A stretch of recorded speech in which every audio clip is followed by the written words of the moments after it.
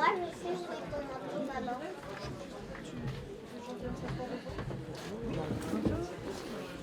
Allô, allô. Bonjour à tous. Merci d'être venus. C'est trop chouette que vous soyez si nombreux.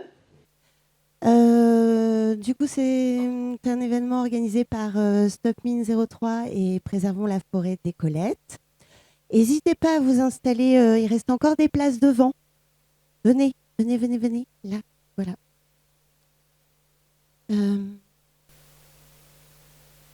Bonjour, du coup c'était pour faire une toute petite présentation de Stop Mine 03. Donc c'est un collectif qui s'est créé. Problème avec moi. C'est un collectif qui s'est créé il y a plus d'un an, juste après l'annonce de l'ouverture de la mine par Imeris, qui ont fait commencer par faire des réunions publiques de ce qu'on appelle de non-information. Un collectif s'est créé, un collectif s'est créé juste après. Il regroupe maintenant à peu près 200 adhérents. On est une trentaine de personnes à se réunir tous les mois pour s'informer, faire des recherches et organiser des petites manifestations comme aujourd'hui. On a fait aussi énormément de tractages sur les marchés, sur les brocantes, pour essayer d'informer au maximum la population locale. Voilà.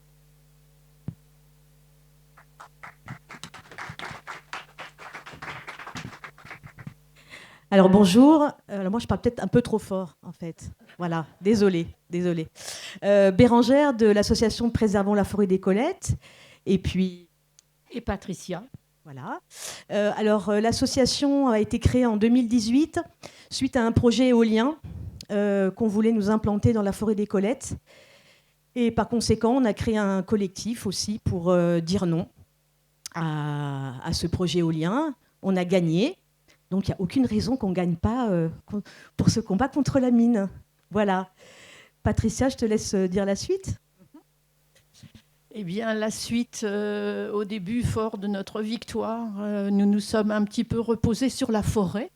Et pendant un an à peu près, nous avons surtout travaillé à mieux la connaître, à s'occuper de la biodiversité, etc. Et puis patatras, en octobre 2022, annonce tonitruante du projet de mine de lithium à la Bosse à Échassières. Et là, immédiatement, nous nous sommes remobilisés et nous avons réactivé l'association. Et aujourd'hui, nous avons 272 membres à jour de leur cotisation 2023, à la date d'hier. J'ai regardé ça avant de venir. Donc voilà, maintenant je pense qu'on va pouvoir passer à des choses sérieuses.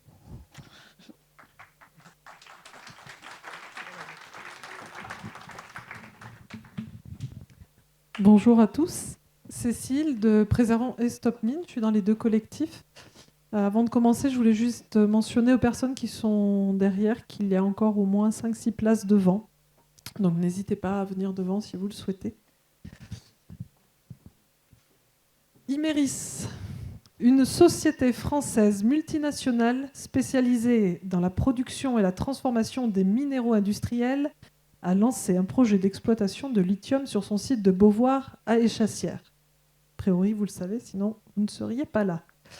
Ce projet, dénommé très joliment Émilie comme exploitation de mica litinifère, répondrait, selon les propres propos de l'industriel, à un double enjeu de transition énergétique et de souveraineté économique. Il contribuerait à la création d'une filière européenne intégrée de la batterie pour véhicules électriques en proposant une solution locale pour une des matières les plus critiques, le lithium. Il s'agira de l'un des plus grands projets d'extraction de lithium de l'Union européenne, offrant une solution à long terme et faisant écho aux ambitions de décarbonation de l'Europe. Ce serait un projet minier propre et responsable qui vise la certification IRMA. Un projet qui redynamiserait le territoire en apportant plus de 1000 emplois. Il paraîtrait, selon les propres propos d'Imeris, que c'est une chance d'être assis sur le plus gros gisement de lithium d'Europe. Et j'avoue que vu comme ça, si on n'a pas un petit peu de curiosité et de but en blanc, eh ben tout ça, ça sonne vachement sexy, non ? Transition écologique, souveraineté du pays, emploi, mines propres. Qu'est-ce qu'on peut dire contre ce projet? On peut rien dire, non? Et bien pour autant, nous, et quand je dis nous, ce sont les collectifs ici présents, habitants du territoire, et ben on a décidé de rassembler nos connaissances, nos compétences, nos appétences et de travailler le sujet. Et on a essayé de démaquiller un petit peu la mariée. Et finalement, nous, membres du collectif et habitants de ce territoire, nous sommes amenés à dire que nous qui vivons au sens propre sur ce gisement et pas au sens figuré, eh ben on ne se sent pas si vernis que ça.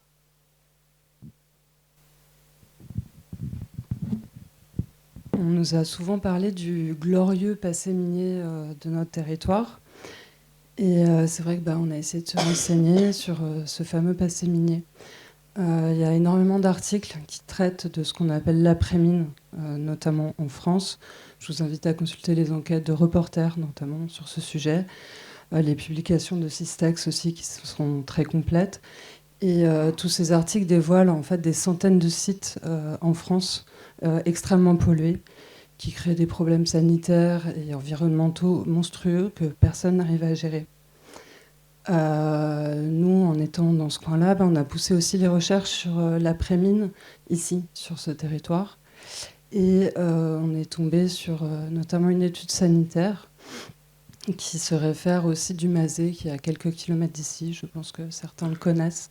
C'est un site qui est lié à une ancienne mine de tungstène qui s'est arrêtée dans les années 60, qui est un site extrêmement pollué, qui a été classé au top 10 des sites pollués en France, notamment à l'arsenic, au lithium, au plomb et à plein d'autres choses.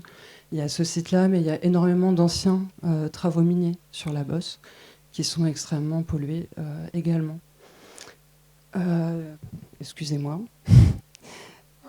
Donc, ces recherches, donc là, j'invente rien, hein, c'est des rapports aussi du BRGM. En fait, ces pollutions, elles sont connues des pouvoirs publics depuis les années 70. Et force est de constater qu'elles sont et elles restent complètement invisibilisées. Il n'y a aucune procédure de dépollution qui a été faite sur ces sites. Et voilà. Et effectivement, à part il n'y a aucune dépollution, il y a une invisibilisation complète. Et la seule chose qui a été faite, c'est des études sanitaires, c'est des décrets préfectoraux, mais en tout cas, ces études sanitaires, elles n'ont aucun pouvoir contraignant. Donc, à la fin de ces longues études sanitaires, il y a des recommandations qui sont faites, notamment pour certains endroits où on recommande que les enfants se lavent bien les mains après qu'ils aient joué dehors, qu'il faut bien se frotter les pieds, qu'il ne faut pas ramener les poussières de la terre, de l'intérieur, à l'intérieur des maisons. Il est recommandé aussi que certaines pâtures ne soient plus pâturables par des bêtes, tellement elles sont polluées à l'arsenic. Il est aussi recommandé sur certains sites les plus pollués de recouvrir la terre actuelle avec de la nouvelle terre non polluée, de maintenir tous ces endroits végétalisés pour éviter justement que les pollutions aériennes puissent se faire. Et voilà. Et en fait, en continuant à creuser, on s'aperçoit qu'aucune de ces recommandations n'a été appliquée, c'est-à-dire que la population n'est pas au courant de ces sites et qu'il y a une invisibilisation complète des endroits. Moi, j'ai été au Mazet sur les 2 sites classés E. La seule chose qu'il y a, c'est des panneaux avec marqué « Interdit, propriété privée interdit, chantier interdit à l'accès du public ». Donc c'est vrai que pour signaler un site extrêmement pollué, on fait mieux. Sur un autre site, il y a marqué « Risque d'enlisement », mais c'est pas précisé que c'est dans des boues baignés d'arsenic. Donc voilà. Pour lutter contre cette invisibilisation, on a écrit des choses, notamment dans des tracts. Et dernièrement, on a accompagné une journaliste, Leila Minano, qui a publié une enquête que je vous invite à consulter si ce n'est pas déjà fait. Ça a été publié jeudi dernier sur le site de Disclose et d'Internet de Investigate Europe. Voilà.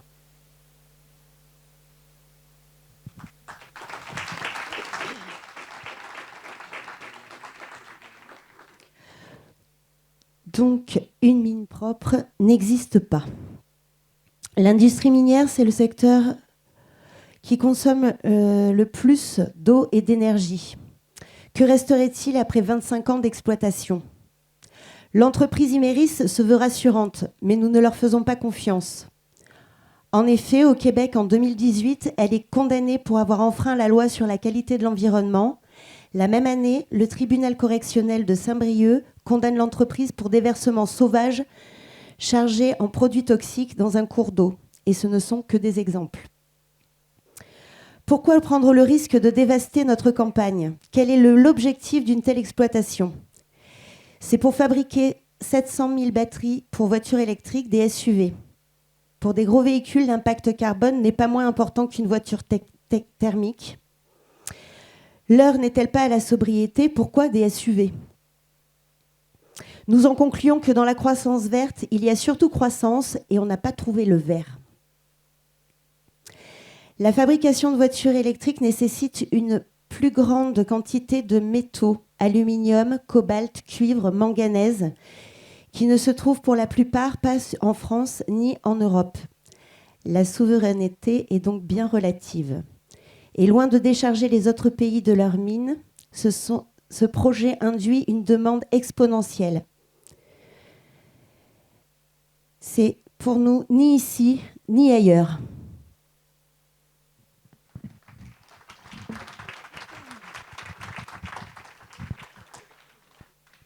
Imerys déclare que ce serait une erreur d'évoquer le projet hors du contexte global.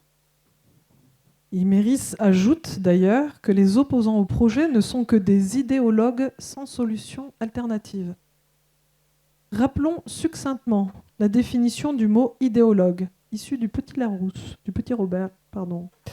Personne qui vit dans le monde des idées et qui ignore les réalités concrètes.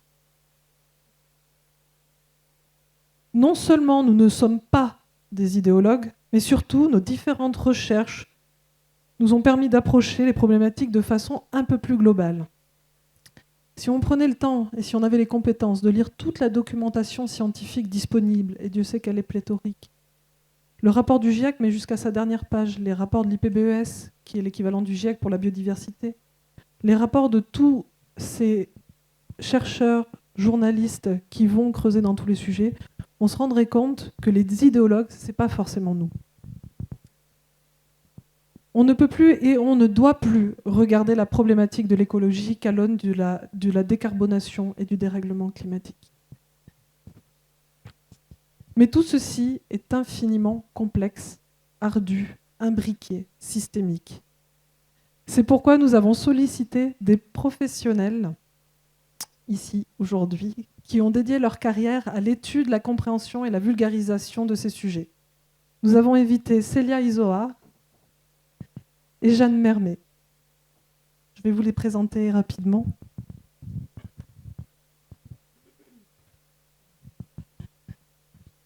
Célia, bonjour Célia, et merci d'être là avec nous aujourd'hui. Célia Isoard est journaliste d'investigation et autrice depuis plus de 15 ans. Célia a tout d'abord orienté son travail sur une critique des nouvelles technologies, en particulier pour la revue Z. Et c'est d'une de ces enquêtes qui l'a amenée à aller en Guyane sur le projet emblématique de la Montagne d'Or, qui est une mine d'extraction d'or, qui lui a donné en fait la fièvre de l'extractivisme qu'il habite depuis maintenant. Sauf qu'elle ne va pas chercher de l'or, elle va chercher des impacts environnementaux, des impacts sociétaux, des enjeux politiques, tout ce qui gravite autour. Et tout en continuant à creuser les travers de toutes les et ceci tout en continuant à creuser tous les travers des technologies que sous-tend l'extractivisme, à savoir par exemple la voiture électrique, le numérique, l'intelligence artificielle. On retiendra en particulier le travail de Célia produit en 2023, un recueil d'articles édité par Reporter, Les fausses promesses de la voiture électrique, et qui pour beaucoup d'entre nous au sein des collectifs a été notre Bible ces derniers temps. Je pense que nous l'avons tous sur notre table de chevet.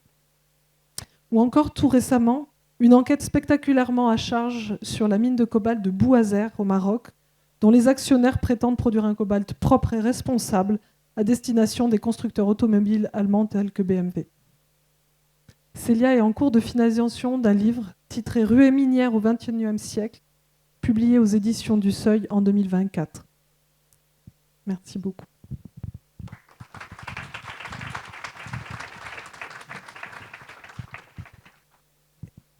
Et Jeanne Mermet. Jeanne Mermet est ingénieure polytechnicienne. Alors, pour ceux qui ne sauraient pas ce que c'est Polytechnique, c'est quand même une des plus grandes écoles d'ingénieurs de France. Elle est spécialiste de la transition énergétique et déserteuse. Jeanne, au cours de la finalisation de ses études, a travaillé sur la réalité des réseaux électriques et de la réalité de la transition, ce que ça impliquait en termes d'infrastructure et puis derrière, ce que ça implique tout simplement en termes de réalité physique. Et en se rendant compte de cette réalité physique et de son absurdité, elle a décidé de déserter le travail qui lui était promis pour mettre ses compétences et dédier sa carrière au militantisme. Elle continue de travailler à comprendre comment sont faites les prospectives de transition énergétique et continue à enquêter et à dénoncer les différents aspects sous-jacents de cette transition. Jeanne a fondé le collectif des Déserteuses, qui est un collectif de gens qui décident de dédier leurs compétences, leur bagage académique à une autre société, ainsi qu'un collectif qui s'appelle le collectif Hydromonde, et je la laisserai peut-être expliquer ce que c'est, mais qui a vocation à appréhender le territoire autour de la thématique de l'eau. Jeanne publiera également un livre en 2024 sur la désertion.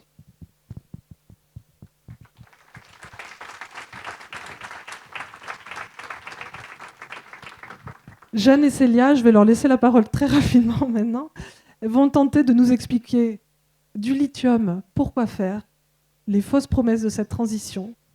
Elles vont nous aider aujourd'hui, si à Coutançouz, attention, prenez vos ailes, sortez vos ailes. On va prendre de la distance, de la hauteur par rapport au projet Émilie. On va essayer de contextualiser, de voir plus large. On va essayer d'être très intelligent. Elles vont tenter de nous expliquer les dessous de cette transition, de vous faire toucher du doigt ces non-dits et ces absurdités, de nous apporter à nous, habitants du territoire, quelques outils pour nous permettre de nous approprier ce sujet, pour nous réapproprier collectivement la réflexion autour de la transition. Nous les remercions infiniment de s'être rendus disponibles, d'avoir répondu favorablement à notre invitation.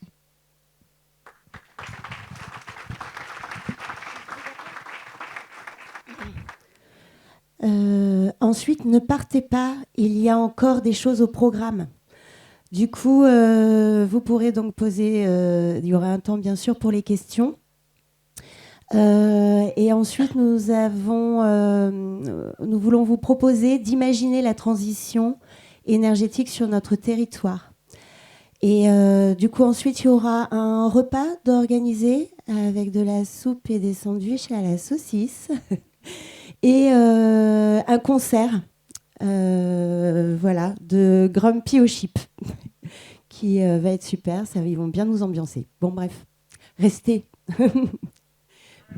Et des crêpes, Alouette. Merci beaucoup. Je rajoute une petite chose. Célia Isoard et Jeanne Mermet viennent de façon bénévole nous aider à travailler, nous aider à comprendre. Pour autant, nous leur avions préparé un chapeau qui se situe sur la table de la sortie. N'hésitez pas à penser à elles et par le biais d'une petite contribution, manifester votre soutien à leur engagement militant. Merci.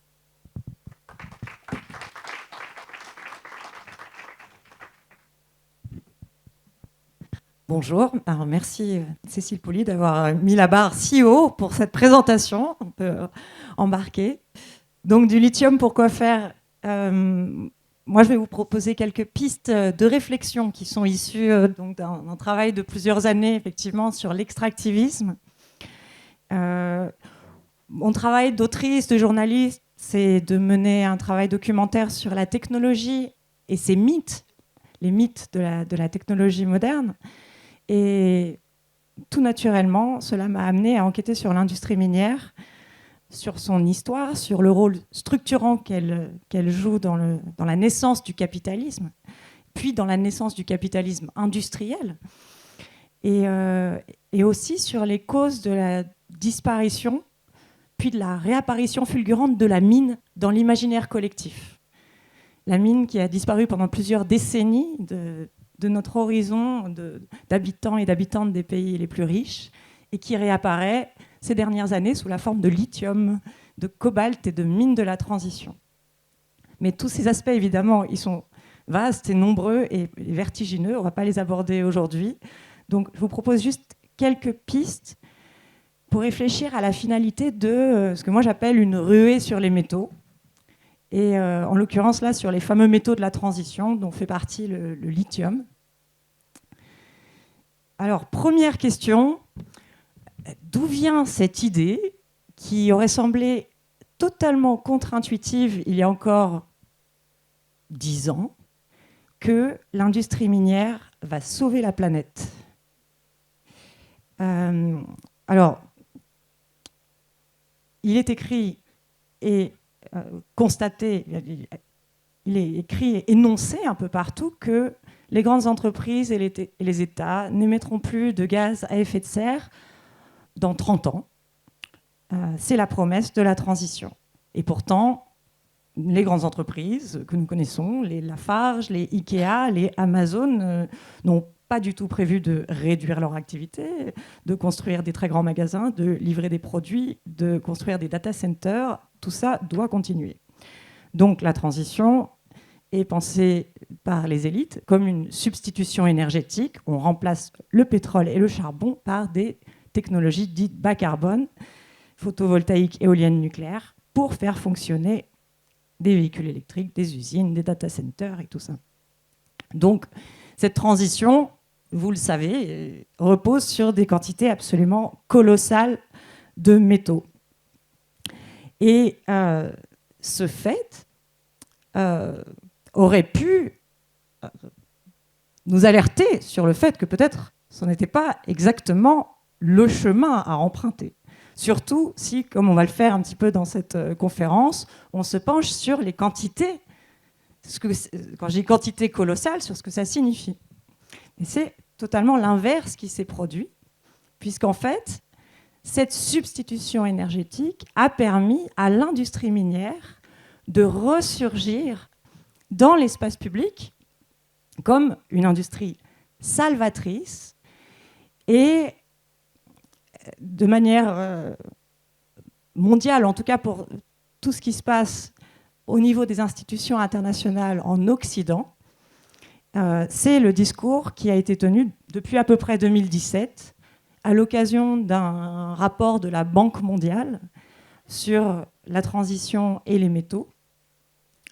Un rapport très très important qui a été écrit en collaboration donc, entre la Banque mondiale et l'International Council on Mining and Metals, l'ICCM, le plus gros lobby minier du monde qui regroupe les principales entreprises minières occidentales.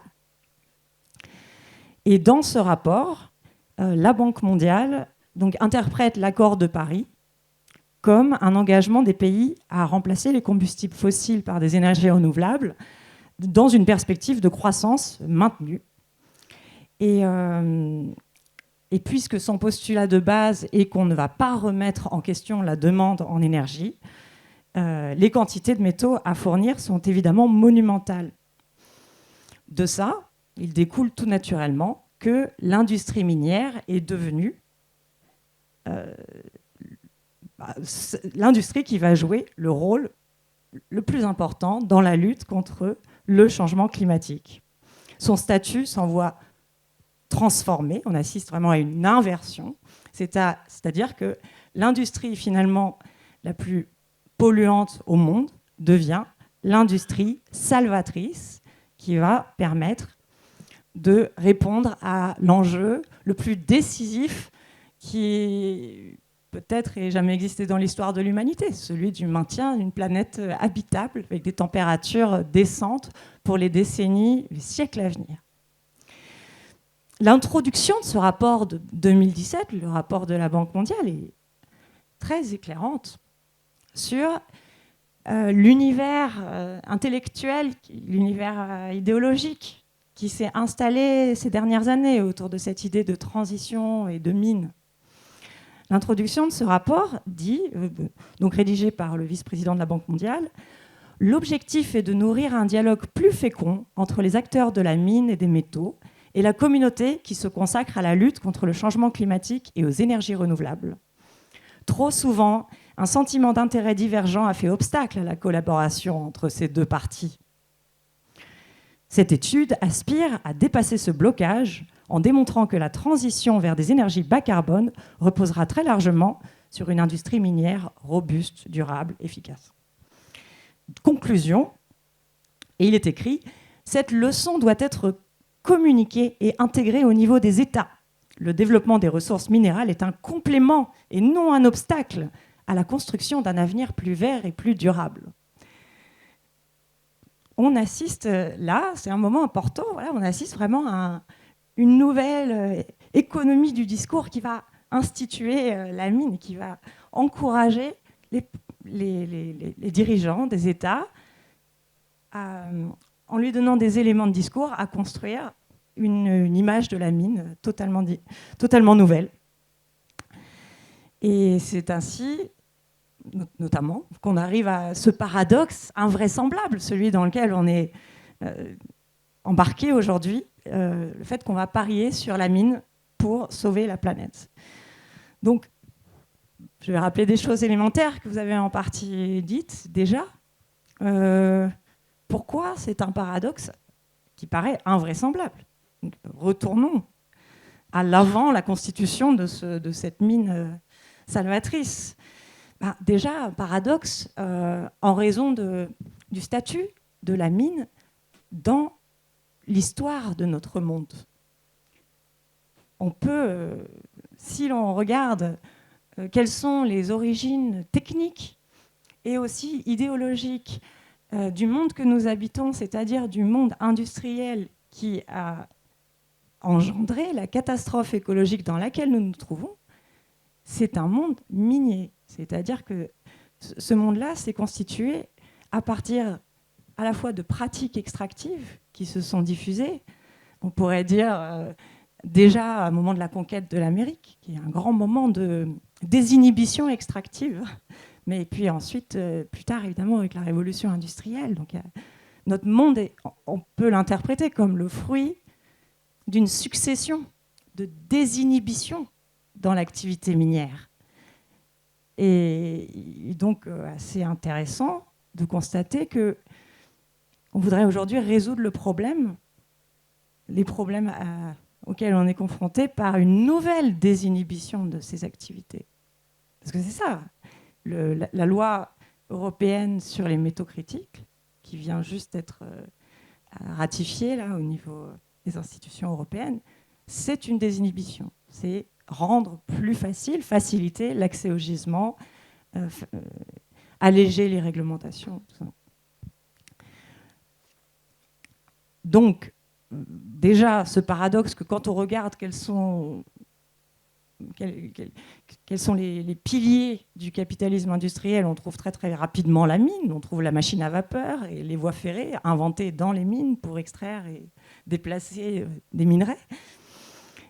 Et donc on a ce paradoxe de la pelleteuse géante comme le symbole aujourd'hui d'un rapport enfin pacifié au monde naturel. Deuxième raison pour laquelle ça doit nous interpeller, c'est le fait assez évident que la mine est la plus géologique des activités humaines, en fait la plus anthropocénique des activités humaines. C'est-à-dire une série d'actions comme déplacer des cours d'eau, araser des montagnes, une série d'actions humaines qui, en quelques décennies, créent une situation qui est hors de portée des actions humaines. Et c'est ça, l'après-mine en France ou ailleurs, c'est en fait des situations auxquelles même les meilleurs ingénieurs du pays ne peuvent pas remédier. C'est le sens du travail qu'a mené Systex, que j'ai fait sur Reporter. Donc, la mine, comme un des plus grands agents de l'Anthropocène, les géologues, par exemple, ont constaté que chaque année, l'extraction minérale déplace 3 fois plus de matière à la surface de la Terre que tous les fleuves du monde n'en charrient vers les océans. Les mines, et là c'est tout le secteur extractif, carrière comprise, déplacent beaucoup plus de matière que le Mékong, le Gange, le Yangtze, tous les grands fleuves sédimentaires réunis. Autre exemple, les bassins de résidus miniers sont parmi les ouvrages artificiels les plus gigantesques que l'humanité ait construits à la surface de la Terre. Quand un barrage de résidus miniers comme celui-ci se rompt, et on l'a tristement vu au Brésil en 2015 puis en 2019, les conséquences ne sont pas locales, elles sont continentales. C'est-à-dire que les résidus miniers traversent des pays entiers, des centaines de kilomètres pour aller se jeter dans l'océan, enfin des régions entières s'agissant du Brésil. Donc l'impact de la mine sur la biosphère, il reste encore à décrire. Et en fait, mon hypothèse, c'est que la possibilité pour aujourd'hui les dirigeants de dire on va lutter contre le changement climatique en extrayant des métaux, la possibilité de dire ça, elle est suspendue à l'invisibilité de la mine, à l'invisibilité de l'activité minière.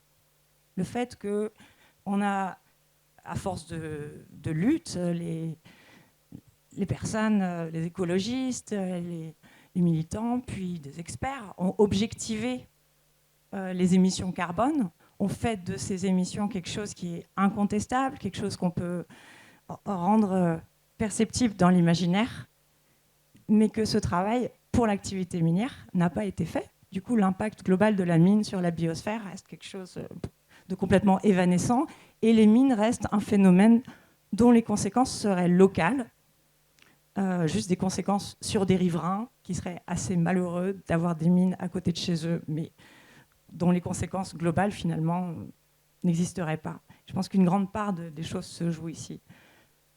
Parce que on peut faire un peu le même raisonnement pour la pétrochimie. On peut dire, oui, la pétrochimie, les usines pétrochimiques, c'est très embêtant pour les gens qui habitent autour, et ça a des conséquences locales importantes sur la qualité de l'air, sur la santé des riverains, etc. Mais la pétrochimie est aussi un phénomène mondial qui est objectivé par les émissions carbone. Voilà. On devrait faire la même chose pour l'activité minière. En tout cas, j'estime que ça fait partie de mon travail. Ensuite, autre raison de ce paradoxe, c'est le fait que l'activité minière est au cœur du réchauffement climatique. Elle serait responsable de 8% des émissions, donc c'est quand même 4 fois plus que l'aviation, particulièrement intensive en énergie, cette activité, très largement responsable d'une partie de la déforestation, notamment en Amazonie. Et d'ailleurs, ce qui est assez troublant, c'est que je vous parlais du fameux rapport de 2017 de la Banque mondiale.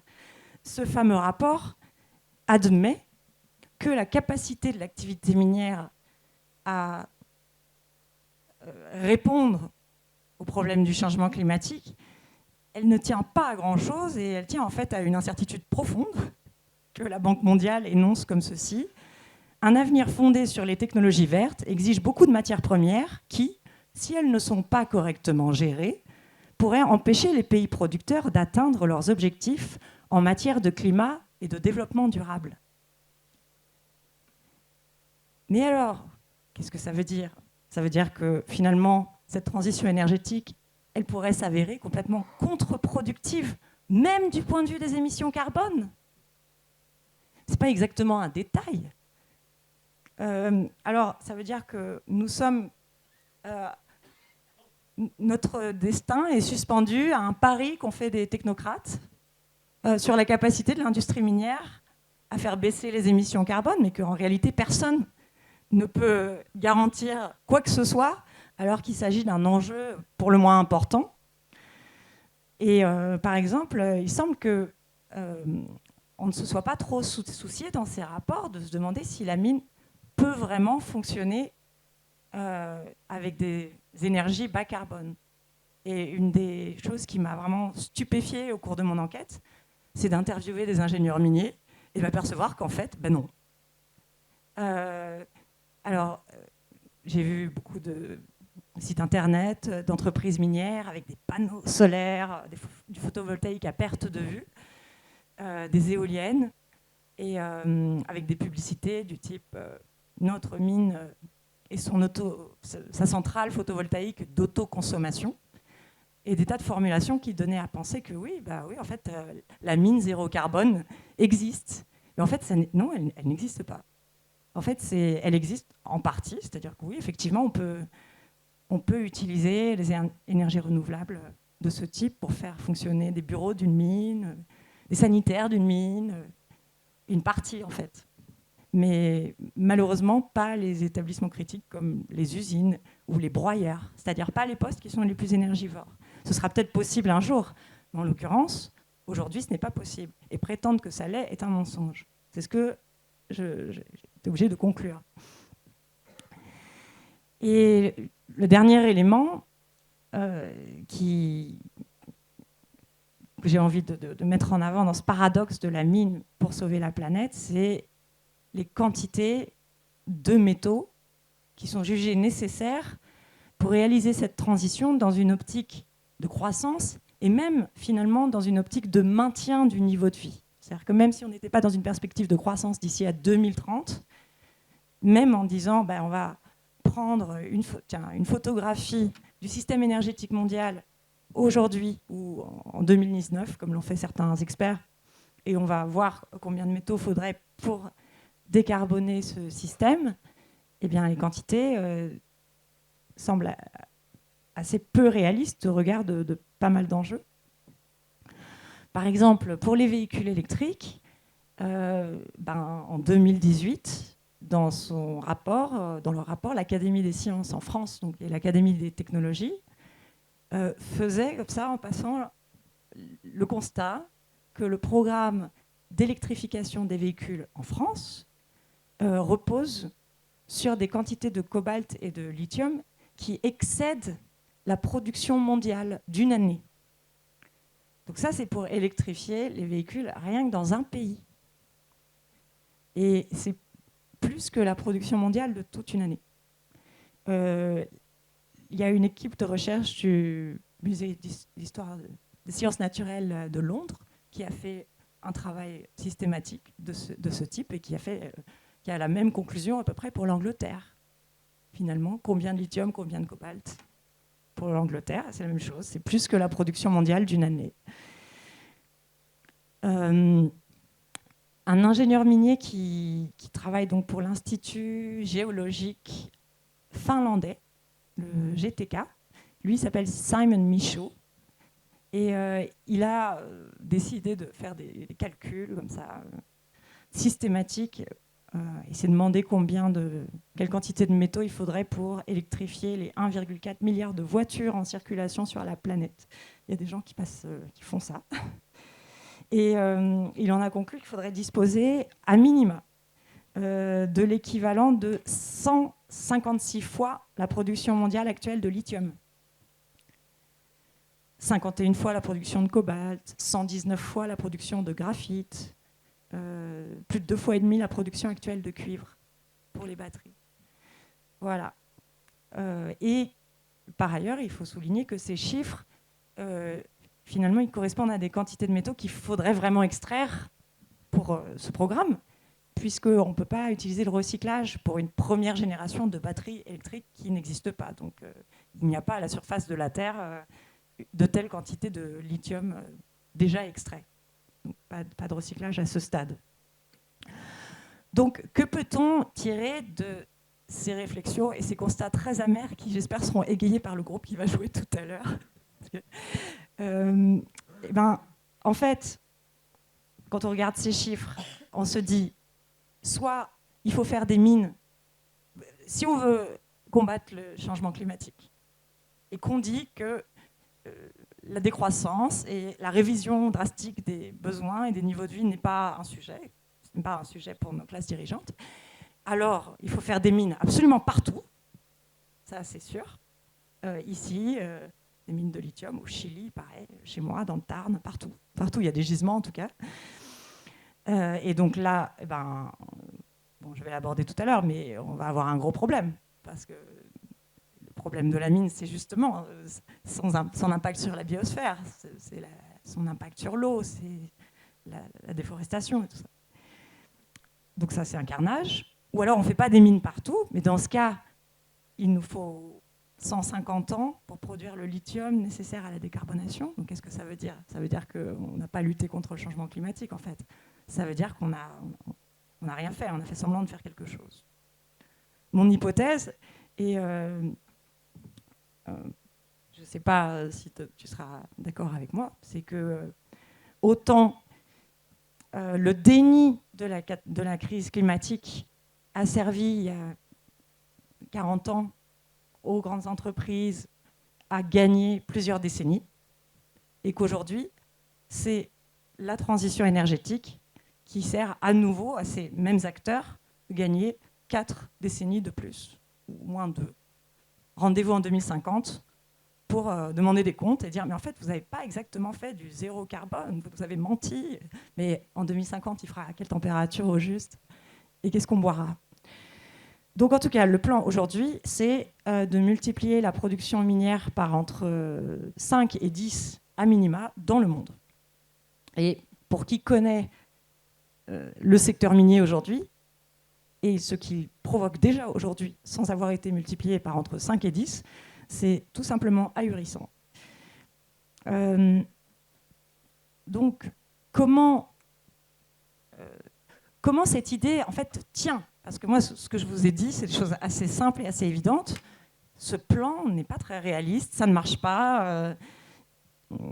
Donc, comment ça tient ? Eh bien, ça tient entre les lignes, comme dans les petits contrats de votre banque où il y a des petits caractères. Par exemple, entre les lignes du rapport de la Banque mondiale, tout ça exige beaucoup de matières premières qui, si elles ne sont pas correctement gérées. Et donc, tout est dans le « si elles ne sont pas correctement gérées ». C'est pour ça qu'il y a la mine responsable. Et cette mine responsable, qui est celle d'Imerys, mais qui est celle de tout projet minier aujourd'hui dans le monde, puisque l'industrie minière et les acteurs politiques ont engendré des créatures qui sont, là aussi je l'ai constaté, des créatures bureaucratiques, des fantômes qui sont la mine responsable ou la mine du XXIe siècle, et qui sont fondées sur l'idée que l'industrie minière aurait radicalement changé depuis le XXe siècle. Alors on est en 2024, ou en 2023, et depuis 1999, la mine a vraiment beaucoup changé, quoi. C'est plus la même mine, elle est complètement méconnaissable. Ça, c'est l'hypothèse, c'est ce qui nous est proposé comme idée, quoi. Donc, voilà, moi, j'ai fait un peu le tour des sites miniers. J'ai constaté, souvent en faisant des enquêtes avec Systext, avec l'association Systext, que non, il n'y a pas de révolution technique dans la mine. Non, c'est... parfois, même, j'ai vu des fantômes bureaucratiques beaucoup plus effrayants que les autres, comme cette fameuse mine de cobalt responsable au Maroc. Donc, la mine zéro carbone, c'est un mythe, c'est une fiction. La mine responsable, bien, on peut en discuter. Ça dépend de ce qu'on appelle responsable. Mon hypothèse, c'est qu'elle est responsable relativement à la marge de progression absolument vertigineuse dont elle dispose. Aujourd'hui, une mine responsable, c'est une mine dans laquelle les enfants ne travaillent pas et qui ne sert pas à financer des conflits armés. En fait, c'est ça aujourd'hui une mine responsable. Oui, on peut faire ça, il y aura déjà un progrès. Mais ça ne veut pas dire qu'on peut confiner des millions de mètres cubes de résidus. Donc, ma conclusion est la même que celle de Stuart Kirsch, un anthropologue anglais qui a travaillé sur les mines en Papouasie et qui écrivait en 2014 j'ai parfois comparé la quête de la mine responsable à la recherche d'un animal mythique dont certains ont entendu parler, mais que nul n'a jamais vu. Une autre chimère, c'est la mine relocalisée. Parce que la mine responsable donc rend acceptable devrait rendre acceptable ce pari extraordinaire et extraordinairement léger et inconséquent sur lequel repose notre avenir, celui de nos enfants. Et la mine relocalisée devrait le rendre aussi éthiquement acceptable. C'est-à-dire l'idée que, désormais, nous autres habitants des pays riches, nous prendrons notre part de la dette écologique. Voilà. Nous assumerons, nous aurons des mines et nous n'exploiterons pas des mines au rabais outre-mer. Et certains comme Guillaume Pitron, journaliste, auteur sur ces questions, et aussi les responsables politiques, et aussi les directions des compagnies minières disent la mine responsable ici vaut mieux que la mine irresponsable ailleurs. Alors, ça, il me paraît très important de dire que c'est une chimère et que c'est évident quand on regarde les chiffres. Je vous ai donné les quantités de métaux qu'il faudrait sortir, ne serait-ce que pour le programme de véhicules électriques. Le projet, aujourd'hui, est de créer des mines absolument partout où il y a des gisements. Il n'y a pas du tout l'idée qu'on va cesser d'importer des métaux. La loi européenne sur les métaux critiques, c'est faire en sorte, difficilement, qu'au moins 10% des métaux utilisés dans l'Union européenne soient produits sur le territoire européen. C'est 10%. Donc 90%, c'est de l'importation. La stratégie européenne pour les métaux, à l'instar de la stratégie des États-Unis pour l'approvisionnement en métaux stratégiques, elle repose sur des partenariats avec les pays africains, des partenariats avec le Kazakhstan, des partenariats avec le Canada, des partenariats avec l'Ukraine depuis quelques années. J'ai fait une enquête là-dessus. L'enjeu des métaux critiques joue un rôle dans le conflit actuel. Donc il s'agit d'importer des métaux de plus ou moins loin. Donc cette question de justice écologique pose problème si l'on essaye de faire croire qu'on ne va plus importer des métaux et que le lithium d'échassière suffirait pour les véhicules électriques français. En fait, à minima, selon mes calculs, il faudrait au moins 60 échassières pour les véhicules. Ensuite, il faudrait réfléchir à la notion de... étant donné qu'il n'y a pas techniquement de différence fondamentale entre les techniques minières des pays riches et les techniques minières déployées dans les pays pauvres, il y a des réglementations qui diffèrent, mais techniquement, ce sont les mêmes objets, avec les mêmes déchets et les mêmes problèmes un peu incompressibles. On ne peut pas considérer qu'il y a une mine vertueuse et une mine verte dans les pays les plus riches. Ma comparaison, c'est est-ce que les monocultures transgéniques arrosées de pesticides, elles sont plus viables en Europe qu'ailleurs ? Est-ce qu'on va dire, oui, finalement, ce type d'agriculture, il vaut mieux le faire en Europe qu'en Afrique ? Est-ce que ça, c'est un raisonnement tenable ? Et ensuite, bien sûr, et c'est ce dont Jeanne va nous parler, réfléchir à la justice écologique, c'est avant tout se pencher sur les finalités. Et donc, en quoi consiste cette ruée sur les métaux de la transition ? Pourquoi faire du lithium ? Pourquoi faire ?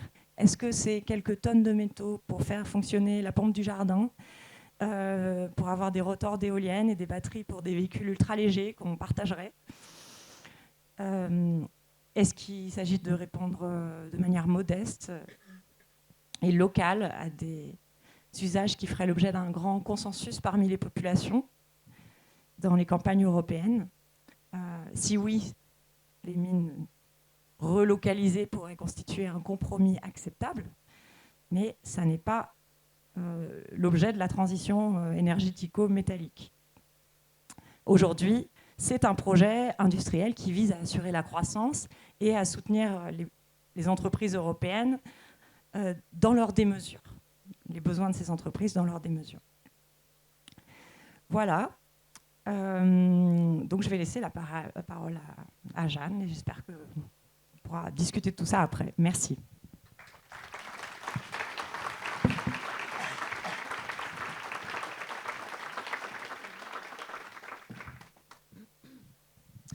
Eh bien, bien, merci Célia pour cette présentation qui a encore rehaussé le niveau et qui me met un petit peu la pression personnellement.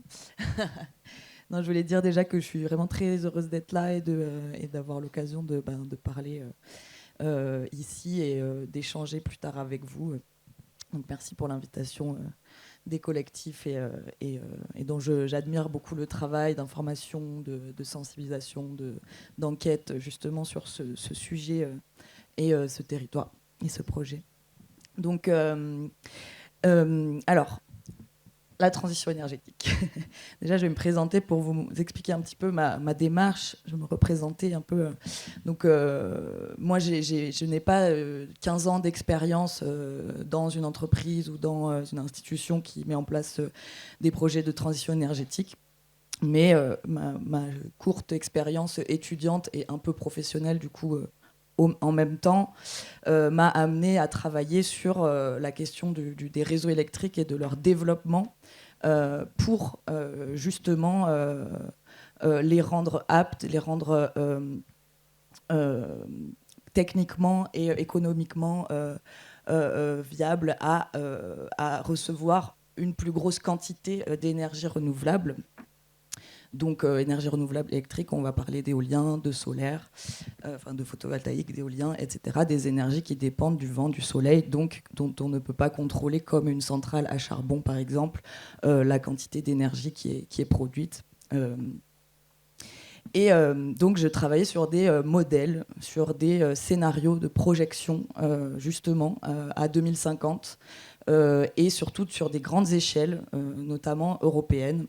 Parce que il faut savoir que le réseau électrique, il distribue l'électricité dans les maisons, dans les foyers, dans les entreprises, etc. Mais c'est un grand réseau d'échange d'énergie, d'électricité qui se gère, qui s'optimise à l'échelle et qui se stabilise à l'échelle européenne, continentale.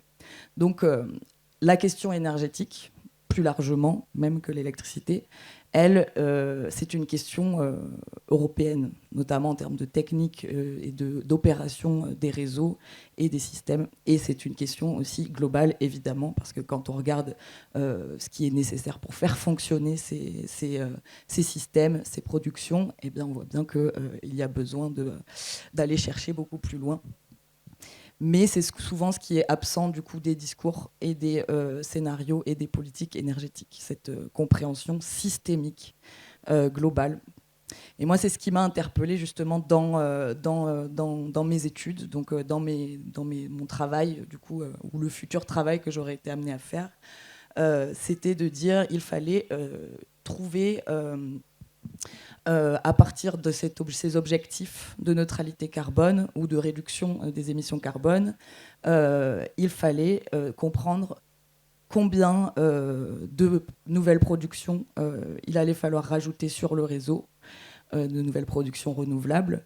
Mais les projections et les données avec lesquelles je travaillais projetaient, donc des données qui étaient faites à la Commission européenne, projetaient à 2050 des productions et des consommations qui continuaient d'intégrer aussi du charbon, aussi du pétrole, dans des moindres proportions.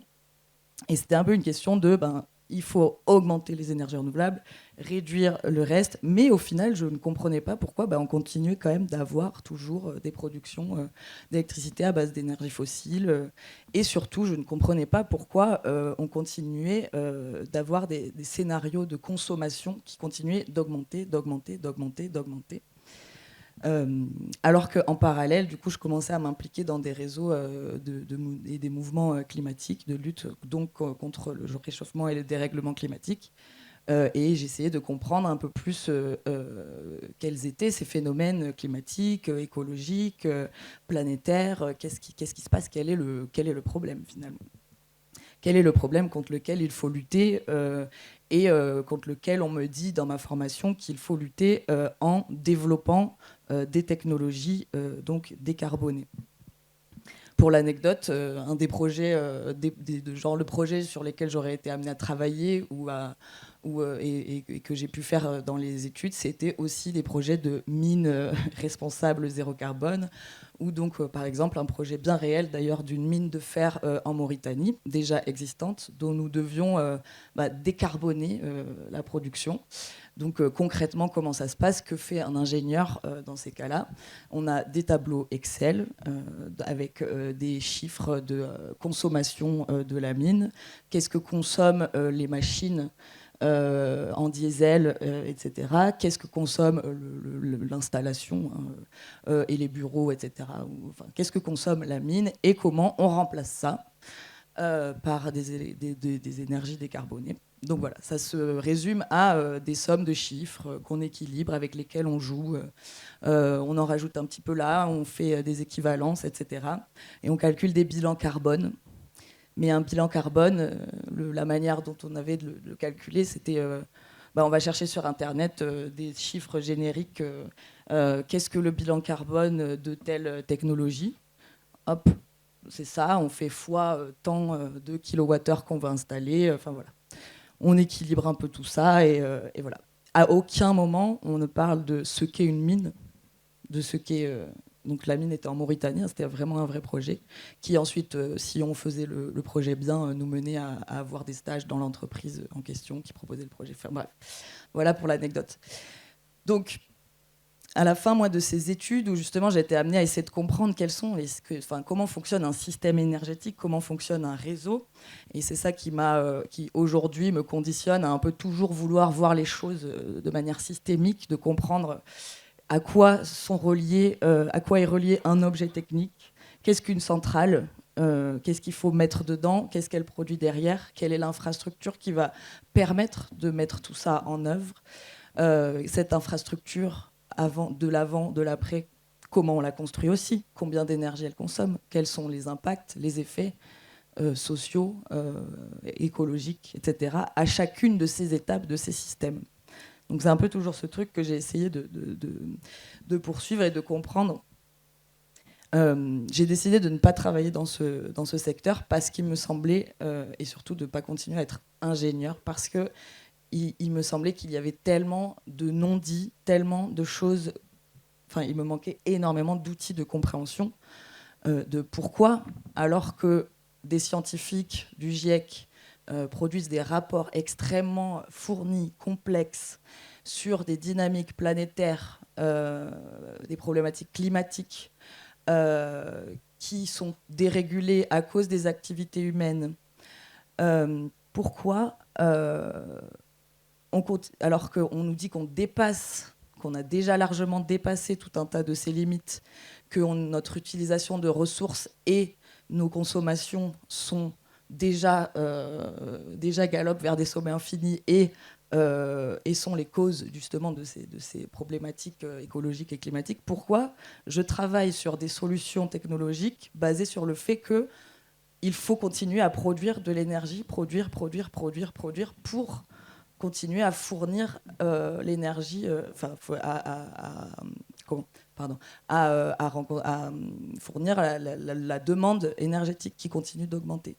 Il y avait une incohérence, en fait, je ne comprenais pas et personne me disait pourquoi en fait. Donc depuis, je me suis dit, je vais essayer de comprendre. Et comme j'aurais pu travailler à faire ces scénarios de transition énergétique, je vais les lire. C'est super comme passe-temps. Je vais les lire et je vais essayer de comprendre quel est le projet général, quel est le projet global, et qu'est-ce qui n'est pas dit, et sur quoi ça repose, quelles sont les hypothèses sous-jacentes de ces scénarios, de ces projets d'infrastructure, de production renouvelable, de décarbonation, etc. Donc aujourd'hui, j'ai l'impression que le constat climatique est quand même le constat du dérèglement climatique est quand même beaucoup plus largement partagé, évidemment, qu'il y a quelques années où il y avait quand même un certain déni. Et donc, comment est posé le problème pour l'élaboration de ces politiques et projets de transition énergétique? Les scientifiques du GIEC étudient des dynamiques planétaires nous donne un certain nombre de limites planétaires, dont le changement climatique en est une. Il y en a 9. Il y en a 9, c'est il y a un problème de biodiversité. Donc, quand on dit limite planétaire, on nous dit attention, si on dépasse cette limite, il est possible qu'on ne puisse pas revenir à un état d'équilibre qui fait que les écosystèmes, les relations physiques, les échanges d'eau, de matière, de particules, etc., peuvent se régénérer et peuvent fonctionner correctement pour accueillir la vie en fait, sur Terre, quoi. Donc le changement climatique, c'est une de ces 9 limites. Il y a aussi la biodiversité, il y a aussi l'acidification des océans, il y a aussi des cycles de l'azote et du phosphore dans les sols, dans les échanges des sols et de l'eau, etc. Il y a la couche d'ozone, il y a le changement d'utilisation des sols, il y a les cycles de l'eau douce et verte. Verte, c'est l'eau qui est contenue dans les sols. Il y a la pollution chimique, donc des nouvelles entités chimiques comme des métaux lourds, comme des plastiques, comme des OGM, tout un tas de nouvelles entités qui n'existent pas à l'état naturel normalement. Et les aérosols. Aujourd'hui, on a dépassé déjà 6 de ces 9 limites, dont récemment le cycle de l'eau douce. C'est-à-dire la capacité des cycles de l'eau, des fleuves, des rivières et de tous les échanges fondamentalement vitaux qui le représentent en termes de circulation de sédiments, de micro-organismes, d'espèces vivantes, etc., de crues, de dépôts des sédiments sur les sols et compagnie. Voilà. Donc, changement climatique. C'est une des 9 limites. Le changement climatique, donc, on ramène ça à une température. Les politiques disent, dites-nous, donnez-nous des feuilles de route, il faut qu'on sache quoi faire pour résoudre ce problème climatique. Donc on nous dit, il faut, les accords de Paris disent, il faut absolument éviter de dépasser les 1,5 degrés de réchauffement. Voilà. On a un chiffre, la température de la planète. On a ensuite une cause, c'est les émissions carbone dans l'atmosphère, la quantité de carbone qui cause du coup un réchauffement. Et ensuite, on a tout le déploiement dont je vais parler tout à l'heure. Donc c'est cette politique du chiffre, pour moi, c'est là qu'il y a un premier problème. C'est que comment on peut ramener tout un tas d'échanges physiques, chimiques, du vivant, écosystémiques, des équilibres hyper complexes à l'échelle globale à un chiffre qui est la température et un chiffre qui est le bilan carbone. Alors oui, il nous faut des équivalences, il faut comprendre, c'est des indicateurs et c'est important d'avoir des indicateurs pour justement comprendre où on en est. Mais là où il y a un problème, c'est que de passage à l'expertise scientifique puis aux politiques, on ramène toute cette complexité à un chiffre et on dit c'est très simple, du coup il faut réduire les émissions carbone. Réduisons les émissions carbone. Voilà. Donc quel est le projet pour réduire les émissions carbone? Donc les objectifs ont été vus et revus. Avant on disait on va réduire de 50% d'ici à... Je ne me rappelle plus exactement, mais aujourd'hui il y a ce grand objectif de la neutralité carbone en 2050. Ces objectifs sont fixés non pas qu'à l'échelle nationale, mais d'abord à l'échelle globale, à l'échelle européenne. Il y a des grands raouts de puissance mondiale qui disent il faut respecter les accords de Paris, nous allons tout faire pour réduire les émissions carbone, on va mettre tout en œuvre, il faut aller vite pour trouver les solutions, etc. Donc aujourd'hui, on a tout un tas de rapports mondiaux, européens, qui donnent des feuilles de route, et nationaux, qui donnent des feuilles de route pour l'atteinte de ces objectifs. Donc il y a le Fit for 55 au niveau européen, le nouveau pacte vert européen. Il y a au niveau de l'Agence internationale de l'énergie une global roadmap pour atteindre la neutralité carbone. Et en France, nous avons eu donc en 2015 la loi de la transition énergétique la loi relative à la transition énergétique pour la croissance verte, À partir de là, il y a eu la SNBC, la stratégie nationale bas carbone, qui est révisée, qui fait des projections à 2030-2050. Ensuite, ça décline un peu tout un tas de lois qui s'appellent les programmations pluriannuelles de l'énergie. Et voilà, tout un attirail juridique avec des rapports d'expertise scientifique qui ensuite influencent les politiques. Voilà, c'est hyper complexe. Il y a plein de rapports dans tous les sens, plein de lois, etc.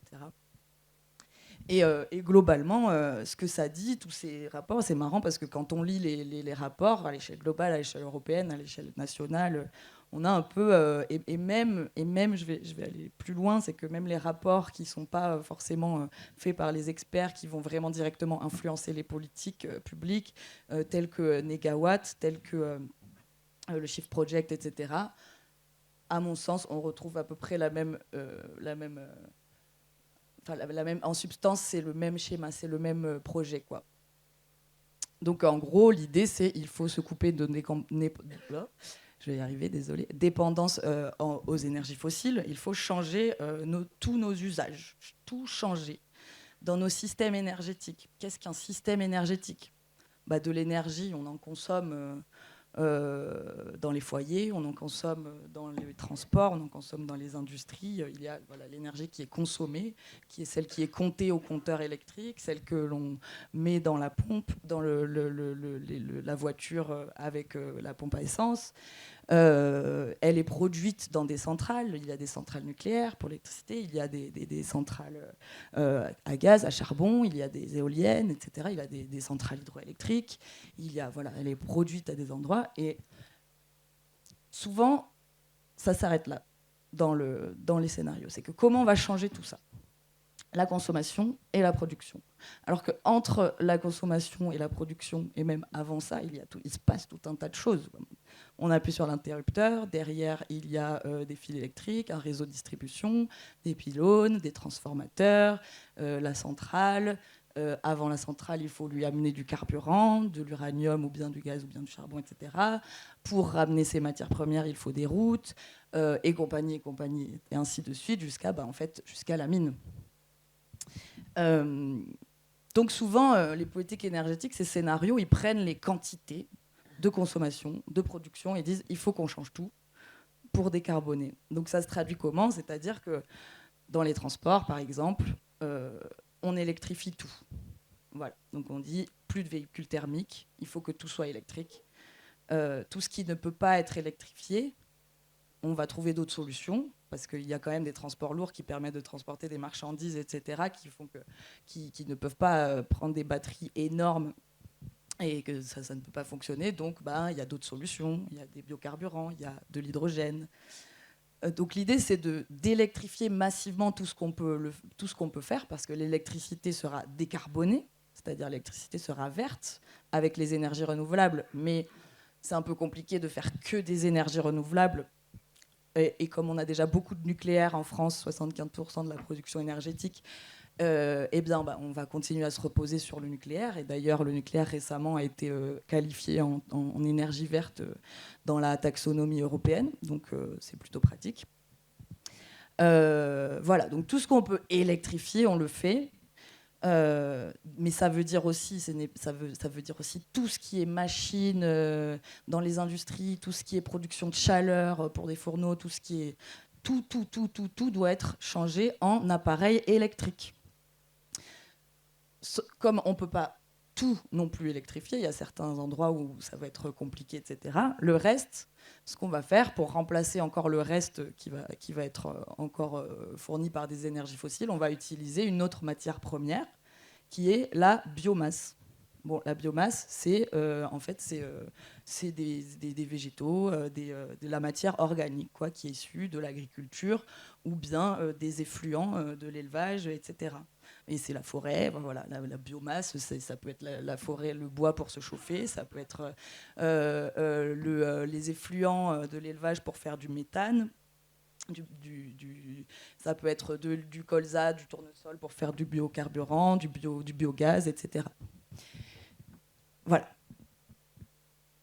Donc tout ça pour dire que je vais essayer de pas trop rentrer dans tous ces détails parce que finalement il y a quand même toute une palette. Tout ça pour dire qu'il y a un peu ce truc de Comment on décarbone? On change toutes les technologies. On change tout. Les systèmes énergétiques. Et à la fin, on dira qu'on a réduit la consommation parce que ces technologies seront en plus performantes, plus efficaces. C'est ça qu'on appelle l'efficacité technologique. C'est que, in fine, on aura réussi à décarboner et en plus à réduire nos consommations d'énergie parce que on aura tout remplacé avec des technologies plus performantes.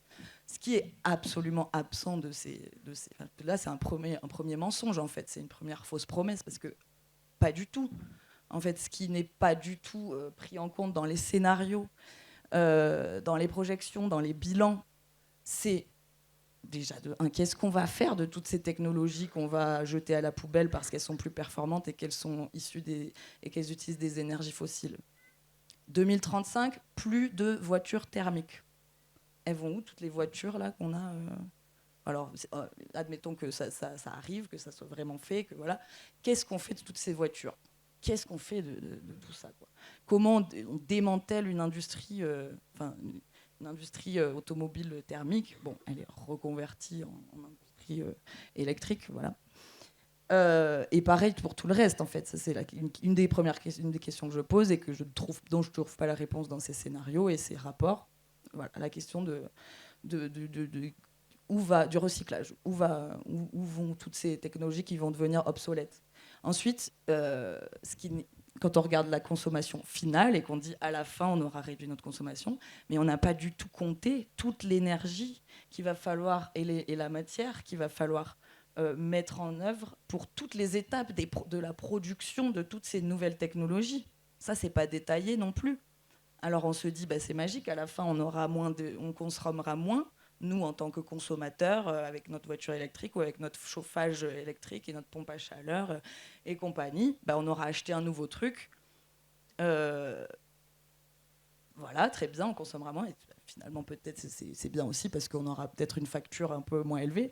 Mais la facture systémique, on va dire, c'est-à-dire celle qui prend en compte toutes les étapes des chaînes de production et de qui va produire et où et avec quels matériaux. Et avec combien d'apports d'énergie et cette énergie, elle sera produite comment pour produire toutes ces choses et tous ces objets. Ça aussi, c'est un des absents des rapports et des transitions.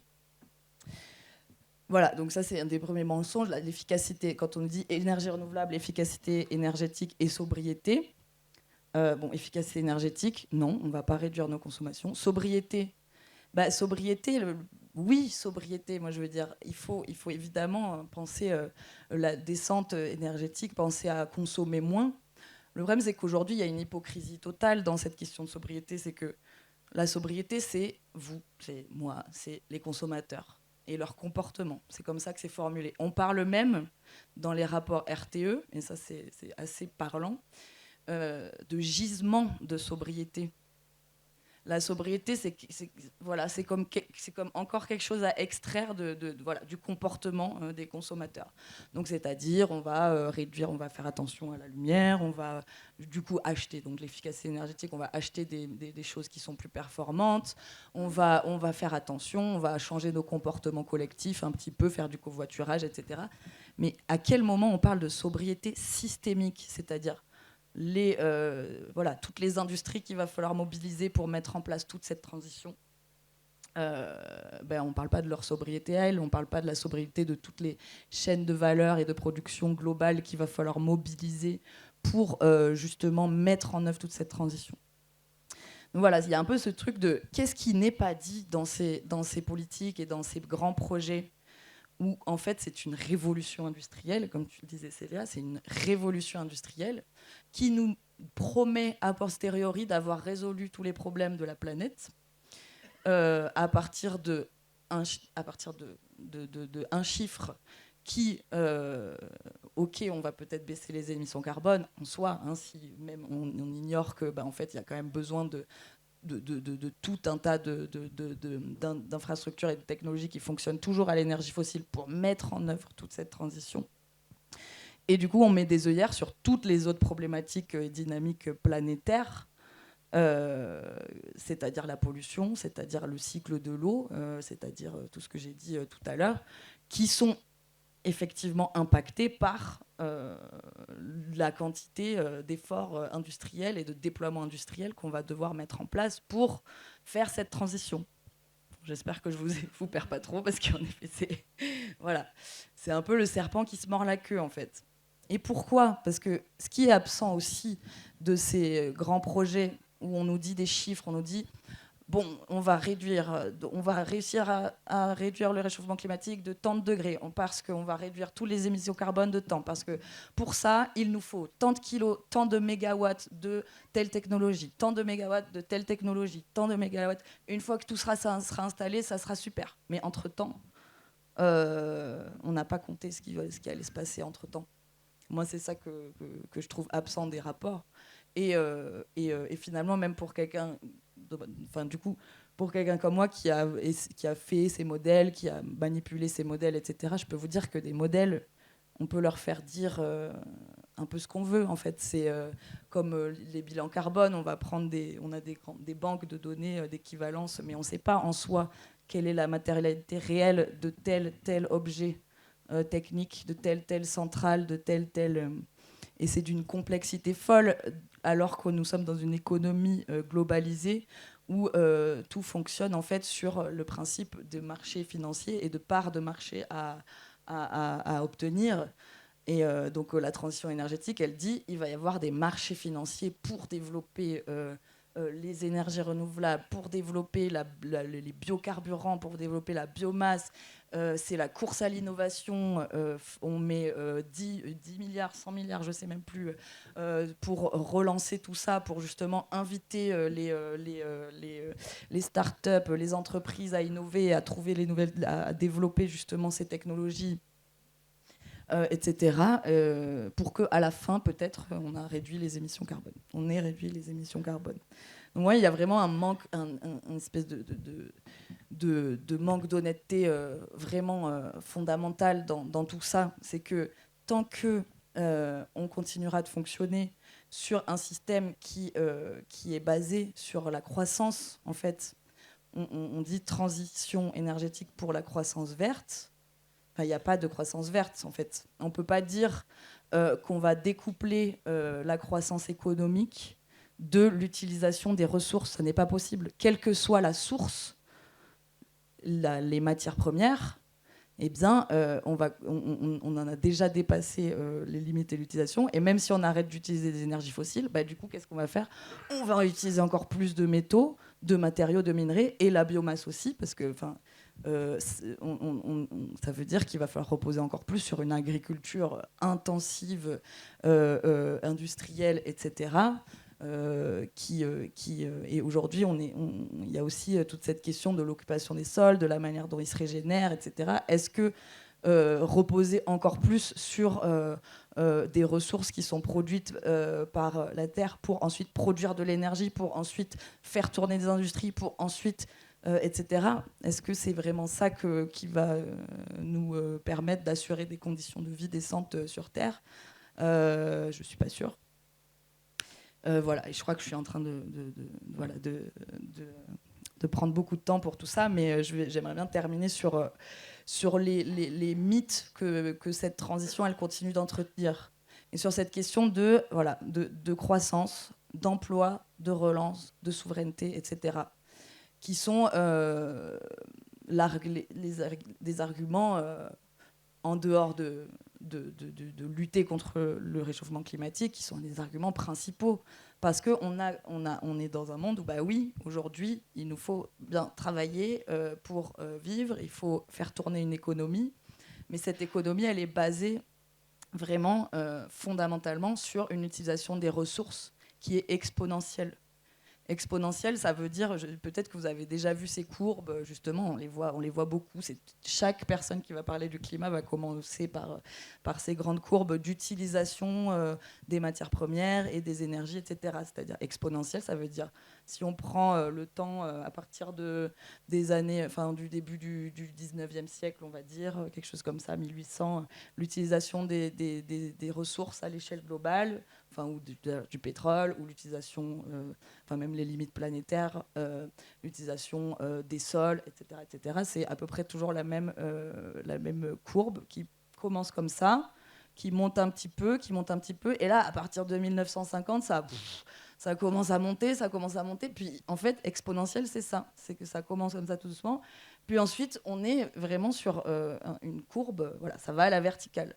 On est déjà là, en fait, on est là pardon, sur cette courbe. Et là, aujourd'hui, on est en train de dire, oui, on va arrêter d'utiliser les énergies fossiles là, comme matière première, mais on n'a pas pensé à comment on arrêtait de fonctionner sur un système qui a besoin de continuer sur cette courbe. Donc on remplace un problème par un autre, on compense et on continue d'être dans le même mode de développement qui est dramatique. Et voilà, et du coup toujours cet argument des emplois. Pourquoi l'argument de l'économie et des emplois doit toujours être en conflit, en contradiction avec l'argument écologique? Je pense que là, c'est là aussi qu'on se gourre et qu'il y a vraiment besoin de réfléchir à d'autres manières de s'organiser, d'autres mythes, inventer d'autres mythes. Aujourd'hui, la décroissance, c'est pas juste un truc d'amish ou de gens qui veulent retourner aux cavernes et à la bougie, etc. Il y a vraiment de la recherche sur ces sujets, des scientifiques qui bossent sur des projets. Il y a 10 millions d'euros qui ont été débloqués à l'échelle européenne pour des économistes pour réfléchir à des modèles post-croissance, du coup de comment on réduit nos consommations, on rétrécit nos économies tout en assurant en fait, des modèles justes et une réduction des inégalités et voilà, et des emplois qui pourraient être tous les milliards qu'on met dans France Relance, dans tout un tas d'autres choses pour financer l'innovation, etc. Il y a vraiment énormément d'emplois qui pourraient être réfléchis dans la formation, dans la redirection écologique, dans les démantèlements nécessaires de justement les industries qui polluent, etc. Voilà, donc c'est juste pour ouvrir un peu pour ne pas terminer sur un truc encore une fois bien sombre, mais à la place d'un Green New Deal, d'un pacte vert européen, puisqu'on ne pourrait pas faire le dernier pacte, c'est-à-dire tout cet argent, on y met la réflexion, la formation, et on s'implique, et aussi on implique démocratiquement en fait, toute la société sur ces sujets qui nous dépassent et qui ont été un peu